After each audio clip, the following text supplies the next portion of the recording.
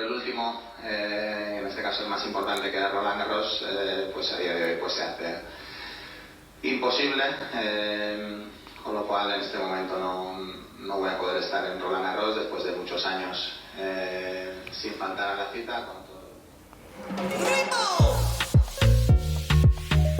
Bon, Constantin, c'est officiel, Nadal ne participera pas à Roland Garros cette année.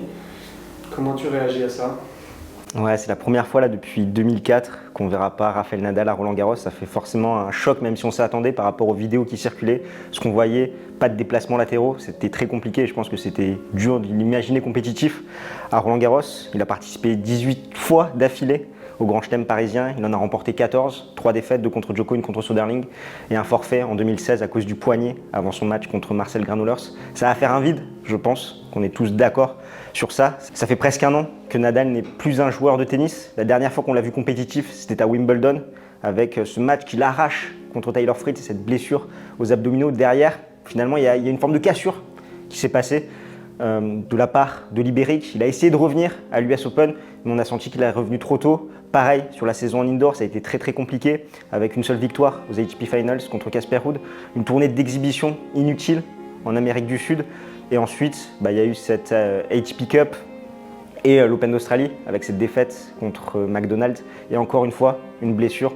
On sent vraiment un Nadal qui a eu du mal à gérer cette après-pandémie, qui a eu pas mal de pépins, le pied qui s'est réveillé, les côtes, les abdos, maintenant ce psoas et cette récupération qui n'a pas été aussi optimale que prévu, c'est 6 à 8 semaines. Donc là c'est compliqué, franchement ça fait un choc, là, il y a beaucoup d'émotions. Pas voir Nadal à Roland quand même, ce grand guerrier. Beaucoup ont commencé à regarder le tennis à Roland Garros et ont découvert ce champion. Donc franchement ça va faire un vide, on espère le revoir sur les cours. Il dit que potentiellement peut-être il reviendra en fin d'année pour la Coupe Davis et derrière faire une tournée d'adieu en 2024 dans les tournois qui l'ont marqué, où il a envie de se faire plaisir une dernière fois. J'espère qu'il pourra être compétitif, qu'il pourra prendre du plaisir encore sur les cours et qu'il n'y a pas une mauvaise blessure qui finalement va contrecarrer un petit peu sa fin de carrière comme Roger Federer et qui termine sur ce 6-0 là, à Wimbledon contre Jurkacz. Je vois la petite larmounette d'Alexis derrière au fond, mais c'est compliqué. Donc nous on espère qu'on aura des plus belles images de la part de Libéric. Certes il finit sur un 6-0 à Roland, mais là ça va être compliqué. Compliqué, donc à voir ce que ça va donner la suite pour lui, qui prenne le temps de revenir. Il va sortir du top 100 et on espère qu'on passera quand même un bon Roland Garros, mais on a une page qui se tourne après Federer. Là potentiellement ça va être au tour de Nadal et derrière c'est le cours de la vie, hein. Il y aura aussi Djokovic et la relève qui prendra le dessus des Alcaraz, des Holger, des Yannick Sinner. Donc à voir ce que ça va donner, en tout cas très très compliqué d'un point de vue émotionnel cette annonce. Justement dans un live avec Josh, on parlait sur cette page du tennis qui se tourne après décembre 2021 et Roger qui annonce la fin de sa carrière avec les résultats derrière de Rafa qui n'ont pas forcément suivi. Là il ne participera pas à Roland, on va un pas de plus vers la fin d'une légende qui est en train de se finir et la transition tout doux du tennis, peut-être 2023 comme toi tu le disais, et qui a un goût un peu moins impressionnant en tout cas pour les fans de tennis, un goût un peu plus fade. Qu'est-ce que tu as envie de dire par rapport à ça? Là, Nadal sans pas de Roland pour Nadal.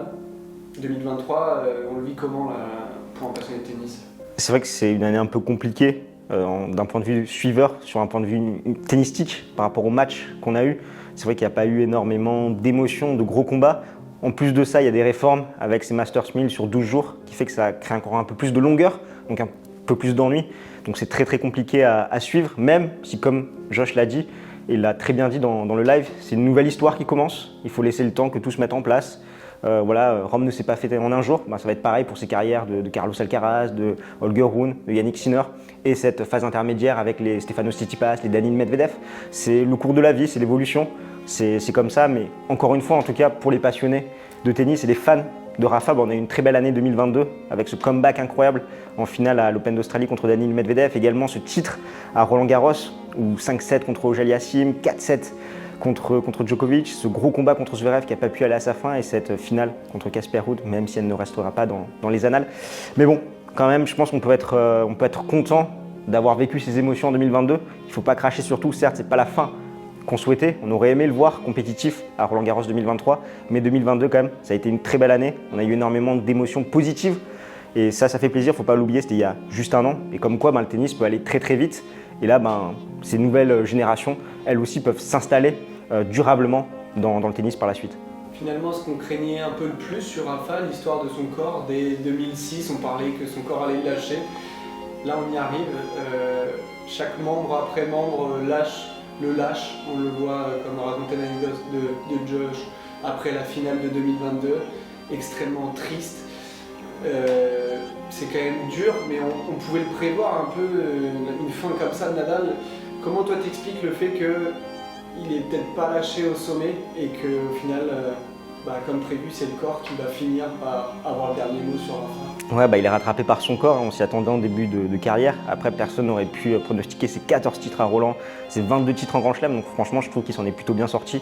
Encore plus avec son comeback en 2022, même ce pied anesthésié où il arrive à faire Roland-Garros en enchaînant 4 top 10, c'est tout simplement monstrueux et ça fait aussi partie de sa légende. Après, c'est toujours compliqué. Certains vont dire qu'il aurait dû s'arrêter à Roland-Garros 2022 en tant que champion plutôt qu'en tant que martyr, comme c'est le cas maintenant. On peut se mettre dans les deux camps.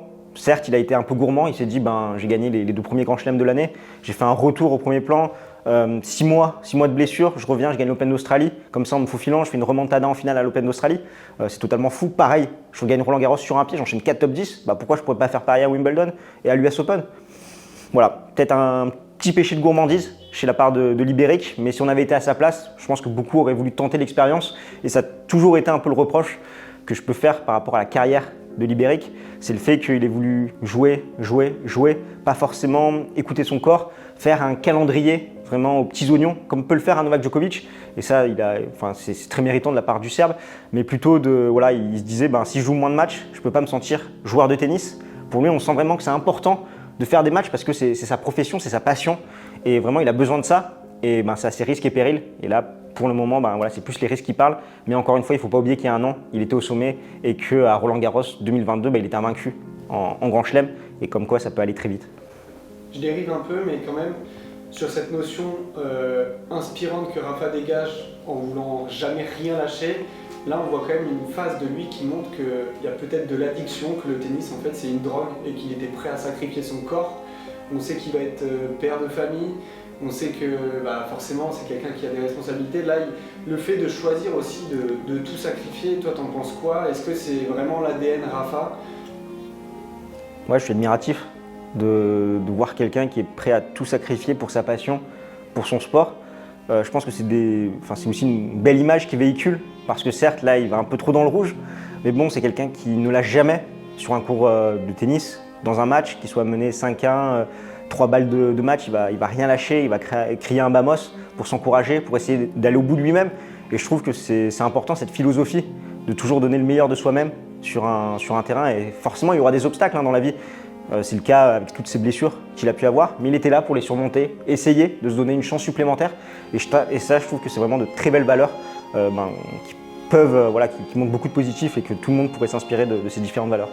Bon, Greg, Rafa a annoncé en conférence de presse qu'il ne jouera pas en 2023. Il n'a pas annoncé quand est-ce qu'il reviendrait. Il a dit 1, 2, 3, 4 mois. Toi, comment tu vois la suite pour lui? Et est-ce que tu pourrais nous faire un petit prono sur son année 2024? Déjà, moi, c'est vrai que je suis assez content, entre guillemets, qu'après outre son forfait à Roland-Garros, il ait annoncé qu'il ne jouerait pas pendant les mois qui suivent, parce que pour moi ça ne sert à rien de revenir à Wimbledon ou à l'US Open, faire comme il a fait l'année dernière en essayant de bricoler quelque chose, mais au final sans avoir vraiment de garantie. Donc au final, il pense revenir peut-être pour la Coupe Davis en fin d'année. On sait que défendre les couleurs de son pays, ça a toujours été une source de motivation énorme pour lui. Après 2024, on peut s'imaginer qu'il va jouer au moins l'Open d'Australie et Roland-Garros, qui sont les 2 grands chelems avant les Jeux Olympiques. Alors il y a Wimbledon aussi, mais au vu du laps de temps et de ce que ça nécessite pour son corps, peut-être qu'il fera l'impasse sur Wimbledon. Je ne le vois pas forcément aller non plus sur des tournois comme Miami par exemple. Peut-être qu'il ira à Indian Wells parce que c'est considéré comme le 5e grand chelem. Mais je pense que Miami par exemple, il va y aller à l'économie. Pareil, est-ce qu'il retournera à Madrid? Pas sûr. On sait que c'est des tournois qui lui ont pas toujours réussi. Moi si je devais faire un pronostic, je penserais peut-être à l'Open d'Australie, à Acapulco en fonction de ses contraintes au niveau des contrats, des sponsors, etc. Indian Wells, puis après les tournois sur terre, Monte Carlo. Barcelone forcément avec le tournoi à son nom, peut-être Rome, Roland Garros. Et derrière, c'est la grande question. Comme d'habitude, qu'est-ce qu'il advient de sa saison après Roland Garros? Est-ce que ce sera Wimbledon et les JO? Est-ce que ce sera Wimbledon mais pas les JO? Est-ce que ce sera les JO mais pas Wimbledon? En tout cas, je ne le vois pas forcément aller au-delà des Jeux Olympiques pour moi. Il y a quand même, là, l'événement que Nadal ne joue pas Roland, ça redistribue quand même les cartes pour ce Roland Garros 2023. Il y en a quand même beaucoup qui le mettaient en tant que favori alors qu'il n'avait pas joué un match. Là, toi, qu'est-ce que tu en penses dans la tête des joueurs qui vont s'apprêter? On pense à un Carlos Alcaraz qui va arriver comme un grandissime favori. Toi, comment tu vois le Roland Garros 2023 quand même qui arrive? Déjà, Rafa, il a dit qu'il ne regarderait pas tous les matchs de Roland Garros, mais qu'il en regarderait certains parce qu'il pensait que cette édition allait vraiment être superbe et très intéressante. Je pense qu'effectivement, le tableau est hyper ouvert. On a Carlos Alcaraz où, voilà, sur le terrain, il n'y a absolument rien à dire. C'est le numéro 1 mondial presque incontesté en ce moment, même si Novak Djokovic, voilà, on connaît sa capacité à performer sur les plus grands rendez-vous. Mais il y a son physique qui reste une interrogation, surtout sur un format au meilleur des 5 manches. Il y a Daniil Medvedev qui voilà, reste avec un niveau moyen très élevé, mais qui sur terre battue n'a jamais été top 3 voire top 5 sur le circuit. Il y a Andrei Rublev qui a fait plutôt une bonne tournée sur terre battue quand même, avec un titre à Monte-Carlo et un titre en double à Madrid, ça vaut ce que ça vaut, mais quand même. Après il y a Holger Rune, évidemment Novak Djokovic qu'on peut jamais exclure de ce genre de tournoi. Il y a Alexander Zverev dont le niveau moyen lui pour le coup fluctue, mais voilà, il nous a prouvé par le passé sa capacité notamment côté revers à déboulonner les meilleurs. Donc en tout cas, non, ça promet une édition très ouverte. Mais encore une fois, je trouve que pour revenir à Rafa, c'est très pertinent qu'il ne joue pas parce qu'on sait qu'il pourra revenir en 2024 potentiellement avec un classement protégé qui lui permettrait peut-être d'entrer plus en douceur dans les tournois et de ne pas immédiatement prendre le risque de jouer Djokovic ou Alcaraz lors des 2-3 premiers tours.